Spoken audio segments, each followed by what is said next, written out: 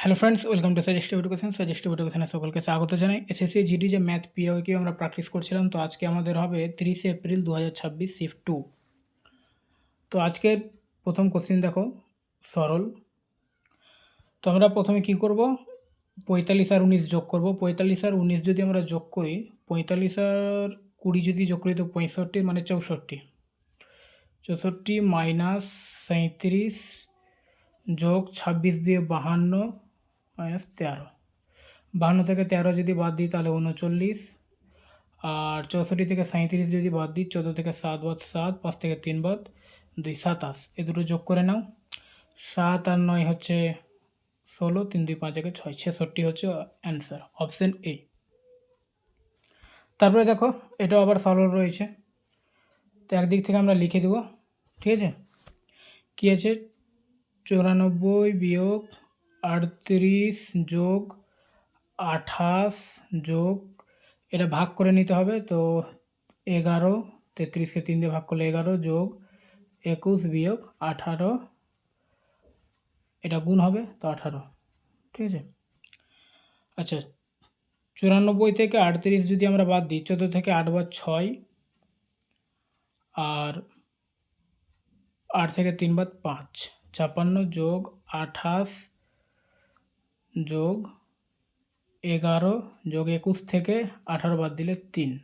ঠিক আছে, আচ্ছা এককের অঙ্ক এখানে আগে একবার চেক করে নিই। 8 6 14, 14 আর 1 15, 15, ঠিক আছে, 5 আর 3 8, মানে এককের অঙ্কে 8 আসবে, অপশান ডি হচ্ছে অ্যান্সার। বা এবার এটা যদি না মানে হয় তাহলে যোগ করে নাও। এটা হচ্ছে 14 আর 28 আর 14 হচ্ছে তোমার 3 14 42, 42। 42 আর 56 যদি যোগ করো 6 2 8, এমনিতে প্লাস করলেও ইজি। ঠিক আছে, 98। নিম্নলিখিত কোনটি 5 6 চেয়ে বড়? তো আমাদের দেখতে হবে 5 6 লিখে আর অন্যান্য অপশানগুলো লিখে। 3 4 যদি আমরা লিখি তাহলে কোনাকুনি গুণ করো, এটা 4 5 20 আর 3 6 18, তাহলে এটার মান 18 হচ্ছে, তার মানে এটা ছোট হয়ে যাচ্ছে। 5 6 চেয়ে আমাদের বড় খুঁজতে হবে, তাহলে 3 4 হবে না। তাহলে 2 3 যদি আমরা করি তো 3 5 15 আর এটা 6 দিয়ে 12, এটাও ছোট হয়ে যাচ্ছে, হবে না। 10 11 যদি আমরা করি তাহলে 5 11 55 আর 6 10 60, হ্যাঁ এটা বড় হচ্ছে, তো 5 6 চেয়ে বড় এটাই হবে। বা আর একটা অপশন বাকি আছে, ওটা দেখে নিতে পারি। তো 4 5 আছে, 5 5 25 আর 4 6 24, ছোটোই হচ্ছে, তাহলে অ্যান্সার হচ্ছে আমাদের 10 11। আচ্ছা, কিউব রুট রয়েছে 512। ঠিক আছে, 512-র ঘনমূল হচ্ছে 8, তাহলে এখানে 0.8 গুণিত, আর এটা হচ্ছে স্কোয়ার আছে, তার মানে 225-এর বর্গমূল বের করতে হবে। 225-এর বর্গমূল হচ্ছে 15, তো দশমিক আছে তো 1.5। এটা যদি গুণ করে নাও তাহলে 8 15 120, দুটোর পরে দশমিক, এখানে একটার পরে এখানে একটার পরে দুটোর পরে দশমিক বসিয়ে দাও, 1.2 হচ্ছে অ্যান্সার, অপশন সি। একটি রম্বসের ক্ষেত্রফল 720 বর্গ সেমি, রম্বসের বাহু 41 সেমি, তার কর্ণগুলি সমষ্টি কত? আচ্ছা, প্রথমে আমি একটা বারবার প্রত্যেক শিফটে একটা জিনিস বলছি যে ট্রিপলেট মুখস্থ করবে। ঠিক আছে, ট্রিপলেট মুখস্থ করলে তাড়াতাড়ি হবে অঙ্ক। ট্রিপলেট মুখস্থ বলতে দেখো, এখানে রম্বস আছে, রম্বসের একটা বাহু হচ্ছে এদিকে 41, ঠিক আছে 41, আর আমাদের কর্ণ বলেছে এগুলো, ঠিক আছে, মাঝখানেগুলো কর্ণ দেওয়া রয়েছে, তো এদের যোগফল চেয়েছে। তো আমি এটা 41 ধরলাম, আর এইটুকু নিও আর এইটুকু, ঠিক আছে, তার মানে এখানে একটা ত্রিভুজ তৈরি হচ্ছে 41, আর এটা লম্ব আর এটা হচ্ছে ভূমি। ঠিক আছে, তো দেখো 41 যখন অতিভুজ হয় তো লম্ব আর ভূমি 9 আর 40 হয়, তার মানে এটুকুর মান যদি আমি 9 ধরি তো পুরোটার মান হবে 18, পুরোটার মান 18। এটা যদি আমি 40 ধরি তো পুরোটার মান হবে 80। তো 80 আর 40 যদি যোগ করি, সরি 80 আর 18 যদি আমি যোগ করি তাহলে হবে 98, অপশন বি হচ্ছে অ্যান্সার। এটা ট্রিপলেট যদি মুখস্থ থাকে তো, ঠিক আছে, আর না হলে আমাদের কি করতে হবে, অঙ্ক করতে হবে।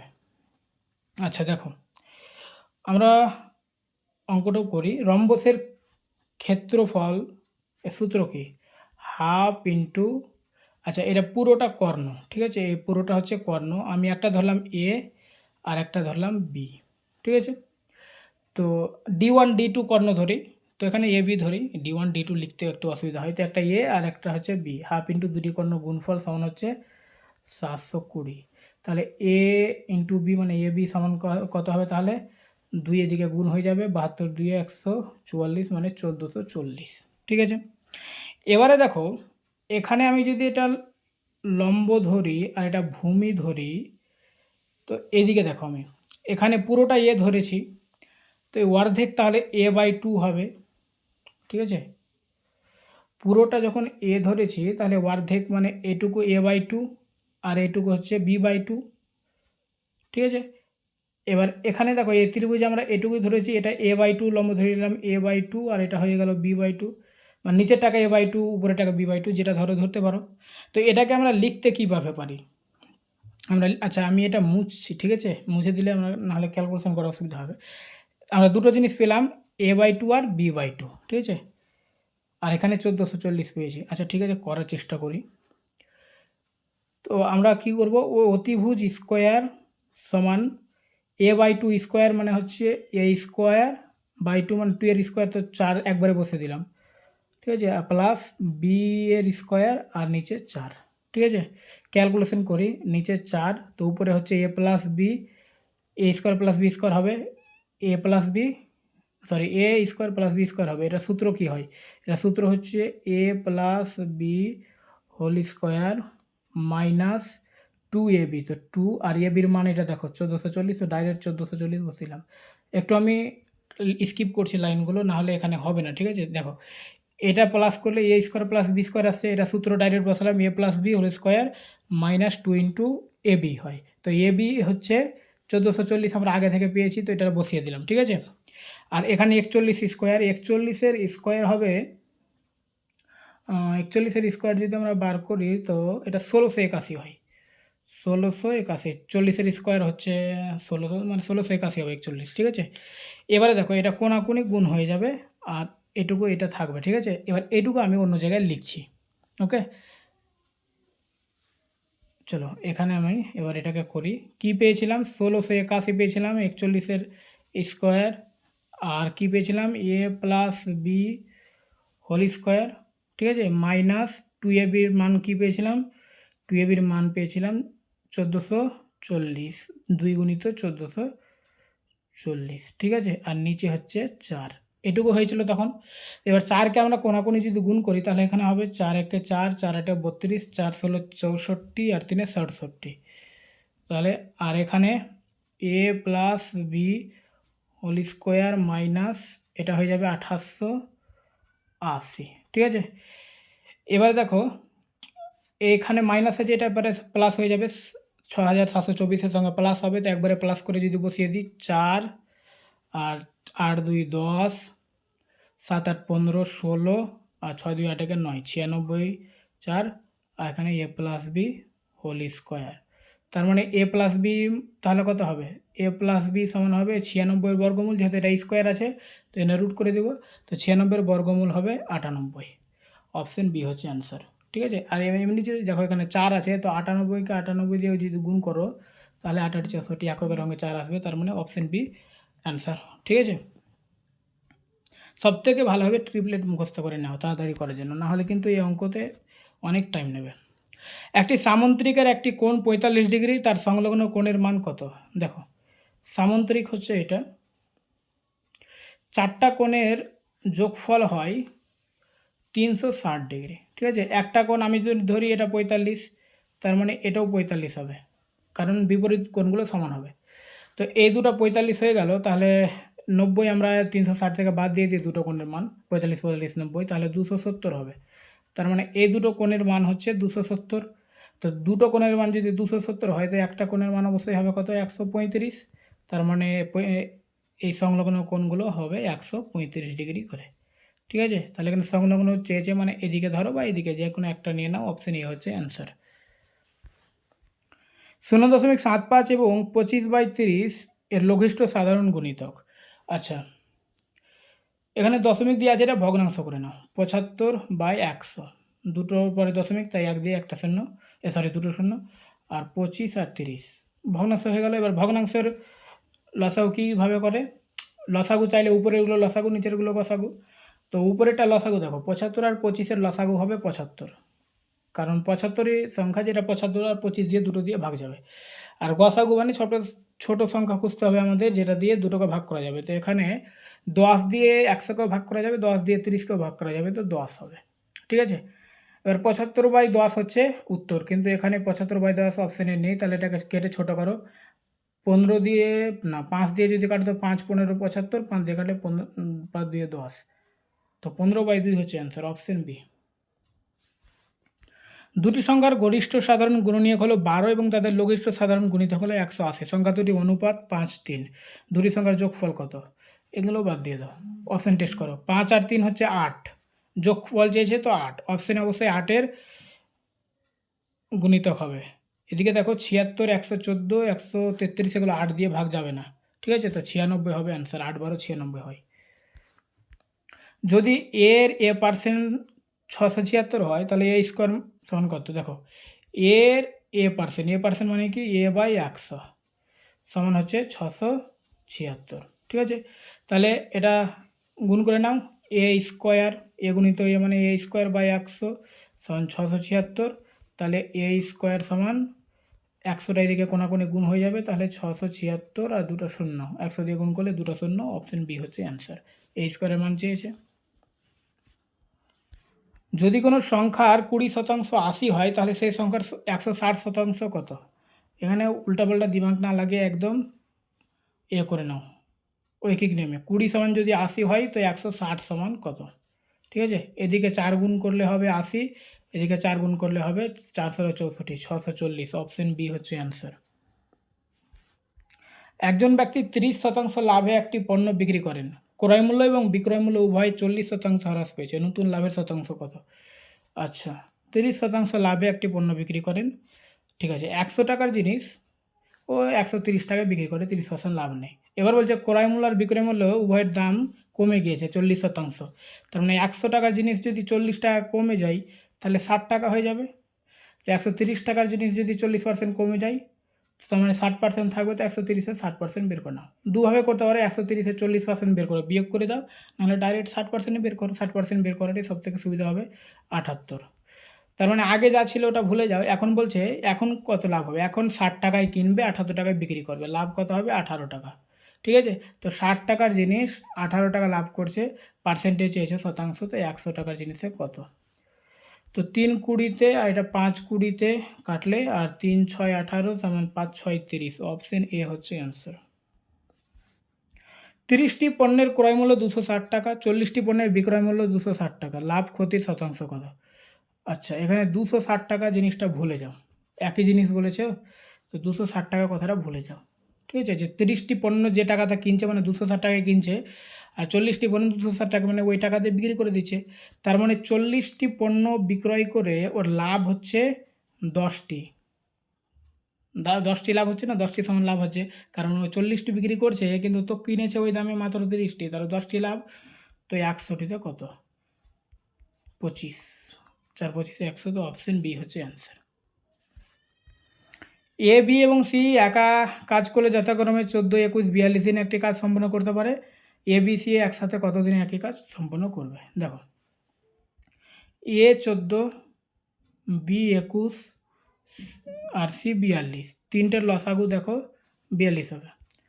3 14 42 ভাগ করলে 21 2 42 আর 42 1 42, তার মানে এ বি সি এর ক্ষমতা হচ্ছে 3 2 1। এবার ওরা যদি একসঙ্গে কাজ করতে শুরু করে, তো একদিনে ওরা কটা কাজ করবে? এ 3টা করবে, বি 2টা করবে, সি 1টা করবে, তার মানে একদিনে ওরা টোটাল 3 2 5 6টা কাজ করবে। টোটাল কাজ আছে 42টা, ওরা একদিনে যদি 6টা করে নেই, তাহলে 42টা কাজ করতে 6 7 42, তাহলে 7 দিন লাগবে। একদিনে 6টা কাজ, 7 দিনে 42টা কাজ, অপশন এ। বলছে 5 জন পুরুষ একটি কাজ 15 দিনে সম্পন্ন করতে পারে, 6 জন মহিলা একই কাজ 10 দিনে সম্পন্ন করতে পারে, 4 জন ছেলে একই কাজ 12 দিনে সম্পন্ন করতে পারে, 8 জন ছেলে 10 জন পুরুষ এবং 12 জন মহিলা একসাথে ওই একই কাজ কত দিনে সম্পন্ন করবে? দেখো 5 জন পুরুষ 5m মানে ম্যান লিখে দিলাম, একটা কাজ করে 15 দিনে, তো গুণ করে দিলাম, আবার একই কাজ মানে সমান হবে, কাজ কিন্তু সমান, ঠিক আছে, 6 জন মহিলা করছে, 6 ওমেন গুণিত 10 দিনে করছে ও। আর 4 জন বয় এটা 12 দিনে করছে, ঠিক আছে। তো এবার দেখো 5 15 75 এম, আর 6 10 60 ডাব্লু, 4 12 48 বয়, ঠিক আছে। এটা 3 দিয়ে যদি আমরা কেটে দিই সবটাকে, তো 25 এম হবে, 3 20 ডব্লু আর 3 16 বি, ঠিক আছে। তো এটা আমরা ওদের মানগুলো পেলাম 25 20 16। আচ্ছা, এদের যদি আমরা ক্ষমতা বের করি, তো 25 20 আর 16 লসাগু হবে 400। 400কে সবটা দিয়ে ভাগ করে দাও, যেমন ওগুলোতে করছিলাম, ঠিক আছে। তো 400 দিয়ে যদি আমি একবারে ভাগ করে দিই, এদের লসাগু হবে 400, তাই তো। আচ্ছা, লিখছি না ওটা, এখানে 400টা মুখে রাখছি, 400 লসাগু। তো 400কে 25 দিয়ে যদি ভাগ করি তো হবে 16, আর 400কে 20 দিয়ে ভাগ করলে হবে 20, 400কে 16 দিয়ে ভাগ করলে 25। তার মানে পুরুষদের ক্ষমতা 16, আর মহিলাদের ক্ষমতা 20, আর ছেলেদের ক্ষমতা 25। এই অবধি বুঝতে পেরেছো কিনা? মানে ওদের মান বের করলাম প্রথমে, করে তারপরে ক্ষমতা বের করে দিলাম। এবার দেখো 75 এম ছিল টোটাল কাজ পুরুষদের, ঠিক আছে। আর একটা ছেলের কাজ মানে পুরুষের কাজ হচ্ছে মানে ক্ষমতা হচ্ছে 16। তো 75কে আমরা যদি 16 দিয়ে গুণ করি তাহলে কত হবে? 4 দিয়ে যদি গুণ করি তো হবে 300, তো 1200। তার মানে টোটাল কাজ হচ্ছে 1200। মানে একটা পুরুষের ক্ষমতা হচ্ছে 16, তো 75 জন, টোটাল কাজ হচ্ছে 75। একজনকে নিয়ে করলাম এটা, ঠিক আছে। টোটাল কাজ হচ্ছে 75, তাহলে আমরা কী পেলাম যে টোটাল কাজ হচ্ছে 1200, এটা গুণ করে, ঠিক আছে। তো টোটাল কাজ হচ্ছে 1200। এবার নতুন যারা কাজ করছে ওদেরটা দেখো, 4 জন ছেলে, ওটা না, 8 জন ছেলে। তো ছেলের ক্ষমতা কত আছে? 25। তো 8 গুণিত 25, ঠিক আছে। তারপরে 10 জন পুরুষ, তার মানে 10 গুণিত 16, তাই তো। তার মানে 160 ডাইরেক্ট লিখে দিচ্ছি, এটাও ডাইরেক্ট 8 25 200 করে দিচ্ছি এখানে। আর এখানে হচ্ছে 12 জন মহিলা, তো 12 মহিলাদের হচ্ছে 20 ক্ষমতা। তো 12 জনের কত হবে? 12 দিয়ে 24, 240। তার মানে এটা কি করলাম বলো তো, এটা টোটাল ওরা কাজ করতে পারবে। দেখো এদের ক্ষমতা হচ্ছে 16 20 25। 8 জন যদি কাজ করছে, 8 জন ছেলে যখন কাজ করছে, একটা ছেলে 25টা কাজ করতে পারবে, তো 8 জন কতটা করতে পারবে? 200টা কাজ করতে পারবে একদিনে, ঠিক আছে। ওই রকমভাবে 10 জন পুরুষ আছে, তো একজন পুরুষ 16টা কাজ করতে পারবে, তো 10 জন 160টা কাজ করবে একদিনে। 12 জন মহিলা আছে, তো 12 জন মহিলার মধ্যে হ্যাঁ, একজন মহিলা 20টা কাজ করতে পারে, তো 12 জন 240টা। তারা একদিনে কটা কাজ করতে পারবে? টোটাল 200, আর এদিকে 160, 400, তো 400 200 600। তার মানে টোটাল ওরা একদিনে 600টা কাজ করতে পারবে। আর টোটাল কাজ আমরা কী পেয়েছি? 1200টা। তাহলে একদিনে 600টা পারলে 1200টা কাজ করতে হতে 2 দিন টাইম লাগবে। একটু গুলিয়ে গেছি কি? এই অবধি অবশ্য তোমরা বুঝতে পেরেছো এইটুকু। তাদের ক্ষমতা বের করলাম প্রথমে 16 20 25, লসাগু নিয়ে 25 20 16 লসাগু নিয়ে 16 20 25 ক্ষমতা পেলাম, ঠিক আছে। ক্ষমতা পাওয়ার পরে যে কোনো একটাতে আমরা যেমন যে কোনো একটাতে বসাতে পারতাম। আমরা যদি এটা 60 ডাব্লুতে বসাতে পারতাম, তো 60 গুণিত 20, হ্যাঁ, ক্ষমতা যেহেতু ওর 20 পেয়েছি, তাহলে 1200 কাজ হতো। তো টোটাল কাজ হচ্ছে 1200 পেলাম। এবারে 1200 কাজ, এবার আমরা যে নতুন যারা কাজ করছে ওরা একদিনে কত কাজ করবে এটা বের করলাম। 8 জন ছেলে আছে, তো একজন ছেলের কাজ হচ্ছে মানে ক্ষমতা হচ্ছে 25, তো একজন মানে 8 জন ওরা 200টা কাজ করবে। ওইরকম পুরুষরা 160টা কাজ করবে, মহিলারা 240টা। তো ওরা একদিনে টোটাল 600টা কাজ করতে পারছে, তো টোটাল 1200টা কাজকে ওরা 2 দিনে করবে, ওকে। তারপরে দেখো দুটি ট্রেন একই গতিতে বিপরীত দিকে চলেছে, প্রতিটি ট্রেনের দৈর্ঘ্য 304 মিটার, তারা 16 সেকেন্ডে একে অপরকে অতিক্রম করে, প্রতিটি ট্রেনের গতিবেগ কত? আচ্ছা, ঠিক আছে। প্রতিটি ট্রেনের দৈর্ঘ্য 304 মিটার। তো দেখো যখন ট্রেন দুটি একে অপরকে অতিক্রম করবে ওরা কিন্তু নিজের দৈর্ঘ্য অতিক্রম করবে। তো দুটো ট্রেন আছে, তো দুটো ট্রেনের দৈর্ঘ্য অর্থাৎ 304 304 করে 608, তো 16 সেকেন্ডে যাচ্ছে ওরা 608 মিটার। তো আমাদের 1 সেকেন্ডে কত? তাহলে 1/16, ঠিক আছে। তাহলে এটা কত হবে? 16কে যদি এটা কাটি তো 3 16 48 আর 8 16 হচ্ছে 108, তার মানে এটা কাটলে হবে 38, বা ছোটো করেও কাটতে পারো 38। গতিবেগ হচ্ছে 38 মিটার পার সেকেন্ড, কিন্তু এটা দুটো ট্রেনের গতিবেগ, তো একটা ট্রেনের অবশ্যই হবে 19। ঠিক আছে, অপশন বি হচ্ছে অ্যান্সার। একটি গাড়ি দাঁড়াও 11 কিমি পার ঘন্টা গতিবেগে 143 কিমি এবং 77 কিমি দুটি দূরত্ব অতিক্রম করে। তো 143 এবং 77 কিমি দূরত্ব অতিক্রম করতে নেওয়া সময়ের ঘন্টা পার্থক্য কত?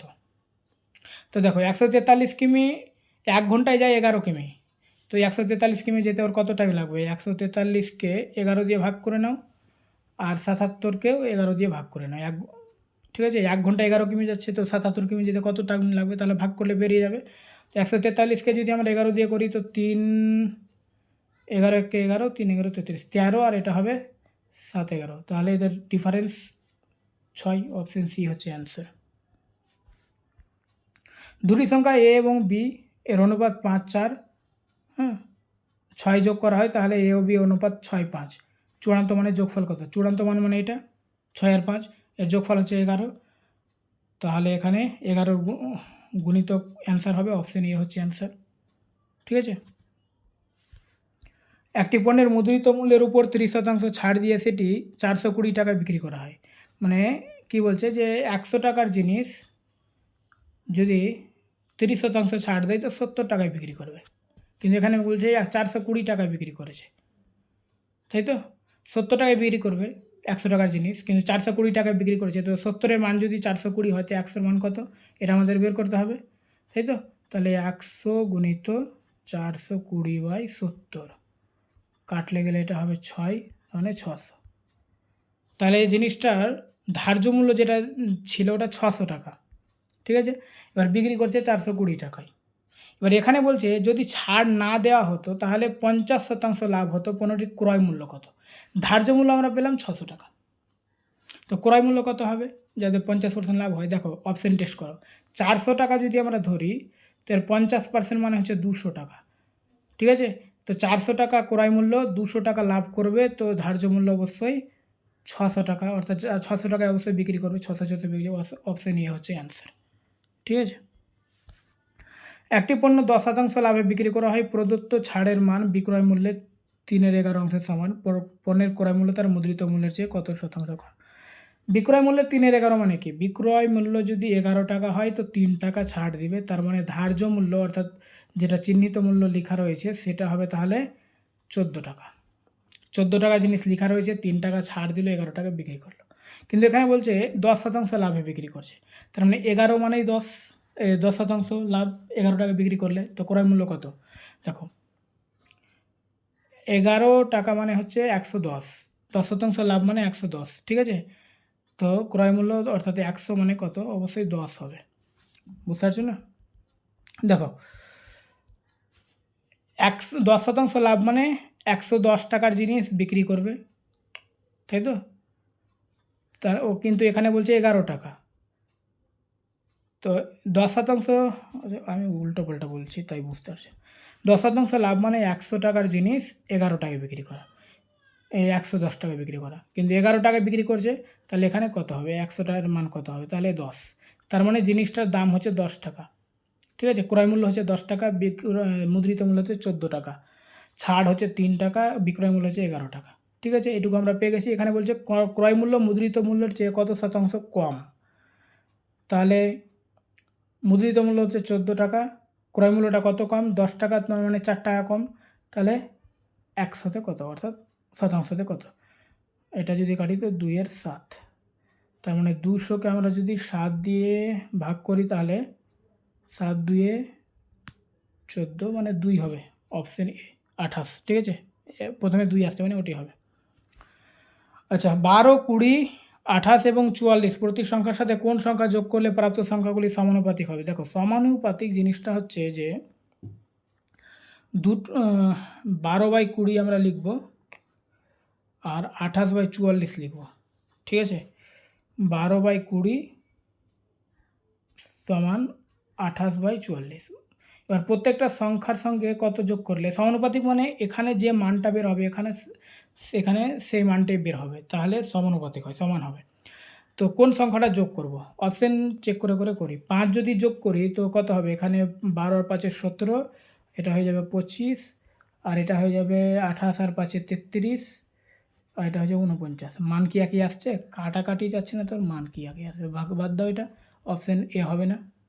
4 যদি করি তো 4 আর 12 হচ্ছে 16, এটা হচ্ছে 24, আর এটা 28 আর 4 হচ্ছে 32, আর 44 আর 4 হচ্ছে 48। চলো এটা কাটাকাটি করে, 8 দিয়ে কাটলে 2, 8 দিয়ে কাটলে 3, এটা যদি 16 দিয়ে কাটি তো 16 দিয়ে 32, 16 দিয়ে কাটলে 3 16 48, বাস 2 এর 3 2 এর 3 চলে এসছে, মানে সমান হয়ে গেছে। তাহলে কত যোগ করলাম আমরা? 4 যোগ করলাম, অপশন বি হচ্ছে অ্যান্সার। ওকে।